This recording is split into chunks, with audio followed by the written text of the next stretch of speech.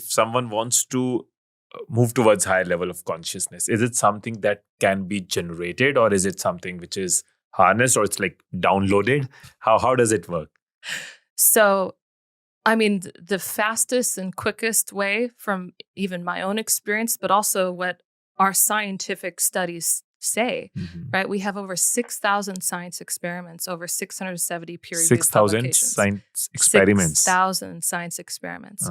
And it's not just one of them had a good result, or maybe 10 of them, and we're only talking about those 10.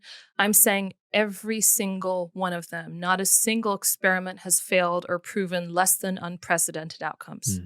I'm saying every single one of the 6,000 experiments has shown something miraculous that consciousness is capable of through these divine blessings. That's how we raise consciousness, is by the application of divine blessings.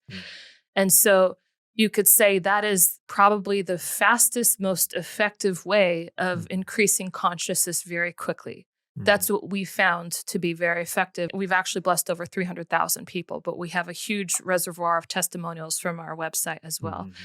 But there are ways that you can transform your consciousness without the help of the divine blessings, but it's a lot slower, it's a lot more tedious, and also given this day and age in the world we live in, it's a lot more confusing. Like what kind of ways, which are slower ways? So there's only really one way that you can do it. And that is by having innocence and purity. By having? Innocence and purity, by becoming innocent and pure. Okay.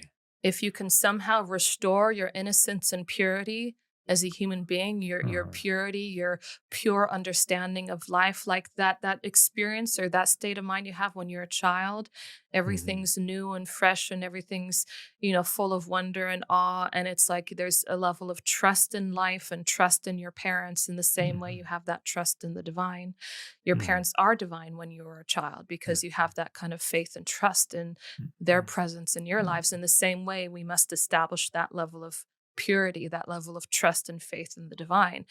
And so that is a faster way, right, to evolve your consciousness. But at the same time, it's difficult for many people to restore that natural blueprint that we all have. And at the same time, it's a lot more difficult and slower by comparison to when you have these blessings, as well as following that path. The blessings do something that almost expedite, or they speed up your evolution. And you actually, there are a lot of gurus and spiritual leaders who have talked about how the guru can help speed up your evolution, your progression towards enlightenment. There are a lot of theories about that, and we've been able to see this scientifically and empirically, that yes, the guru, because they are connected to God, there's something about that connection and being, within that presence or being connected to them somehow, even just energetically, where they can help speed up your own evolution as well. And so it's a very effective way for you to even restore your purity and innocence.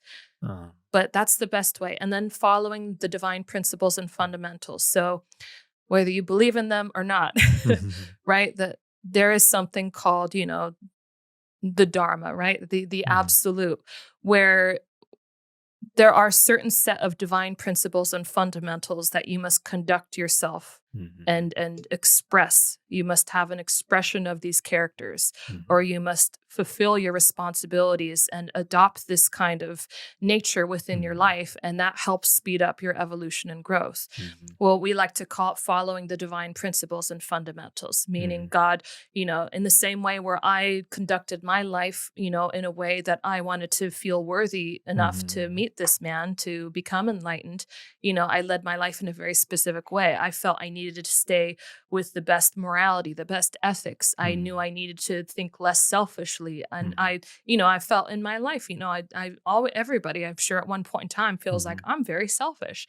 So I'm like, I know I have these characters, from a young age where it's like, I need to start thinking of other people. I need to develop these characters. They're not inherent yet, but I need to develop them. So sometimes just following and disciplining your life with those divine principles and fundamentals, right? You curate those characters because God blesses you in a way by following those divine principles and helps evolve your consciousness so that you actually embody them, you express them naturally. And so, but it's faster with a guru, with a Right. blessing. That's for sure from Uh-huh. my own experience.